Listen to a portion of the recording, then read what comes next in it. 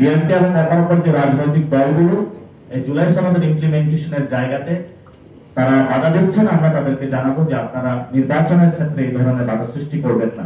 এই জুলাই সনদ পবিত্র সনদে শেখ হাসিনার অন্যতম দোসর সহযোগী চুপ করে যাতে সাইন না করে।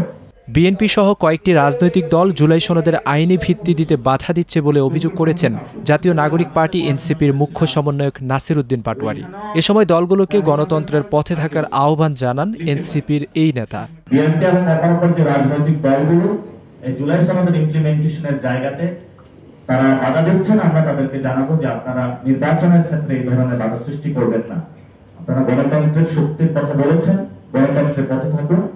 বাংলাদেশে আমরা গণতন্ত্রের পথে যেতে চাই, আপনারাও আসুন, একসাথে আমরা একটি নতুন রাষ্ট্র নির্মাণ করব, আগামী সংসদ গঠন করব, যে সংসদ আওয়ামী লীগ এবং জাতীয় পার্টি নামে কেউ অস্তিত্ব বাংলাদেশে থাকবে না। জুলাই সনদে যেন শেখ হাসিনার অন্যতম দোসর ও সহযোগীরা স্বাক্ষর না করে সে বিষয়ে জনমত গঠনের আহ্বান জানান নাসির উদ্দিন পাটোয়ারি।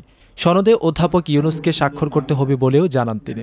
এই জুলাই সনদ পবিত্র সনদে শেখ হাসিনার অন্যতম দোসর সহযোগী চুপ করে যাতে সাইন না করে, এটাতে ডক্টর ইউনূসের সাইন করতে হবে এবং ডক্টর ইউনূসকে মানুষ জনগণ আপনারা সম্মান করে বসিয়েছেন, ডক্টর ইউনূস এই সম্মানের পক্ষে থাকতে হবে।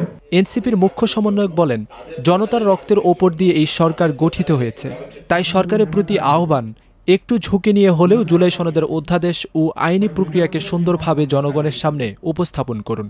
তিনি রাজনৈতিক দলগুলোকে উদ্দেশ্য করে বলেন, আলোচনার মাধ্যমে দ্রুত সমাধান করে সুষ্ঠু নির্বাচন করা জরুরি।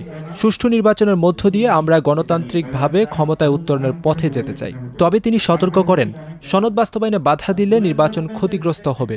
জুলাই সনদের ইমপ্লিমেন্টেশন প্রসেসে যদি আপনারা বাধা দেন, তাহলে নির্বাচন ক্ষতিগ্রস্ত হবে।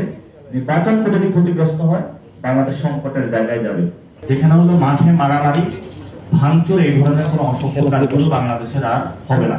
25 অক্টোবর শনিবার সকালে রাজধানীর সেগুনবাগিচায় বিএমএ ভবনে মাজার সংস্কৃতি, সহিংসতা, সংকট ও ভবিষ্যৎ ভাবনা শীর্ষক জাতীয় সংলাপে এসব কথা বলেন তিনি। সংলাপের আয়োজন করে সুফিবাদী প্ল্যাটফর্ম মাকাম। সংলাপে প্রধান অতিথি ছিলেন তথ্য ও সম্প্রচার উপদেষ্টা মাহফুজ আলম।